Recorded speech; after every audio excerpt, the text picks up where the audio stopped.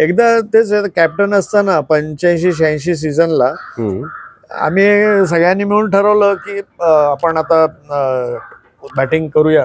Toss जिंकला तर toss जिंकून बॅटिंग करू, कारण ते बॅटिंगचे 4 पॉइंट्स, 300 रन केले तर 4 आणि पर सेकंड इनिंगला. तर त्याने आम्ही हिशोब केला की 2 वेळा बॅटिंग करून आपण पॉइंट्स जास्त मिळू. मुंबईची टीम 2 वेळा आउट करणं अवघड होतं.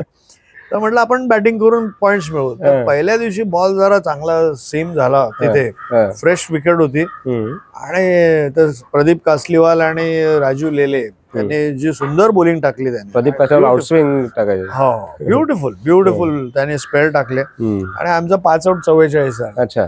मी नॉन स्ट्रायकर होतो आणि 11वी ओव्हर होती. 3 विकेट कासलीवालनी काढल्या एकाच ओव्हरमध्ये आणि तिन्ही चांगल्या बॉलला काढल्या. म्हणजे बॅट्समनचं काही तो तसं म्हणजे अनप्लेबल, चांगला बॉल मूव्ह होऊन गेले आणि आउट झाले. मी म्हटलं आता मी कॅप्टन आणि मी टॉस जिंकून बॅटिंग घेतली आणि 11व्या ओव्हरला 5 आउट 44 आहे.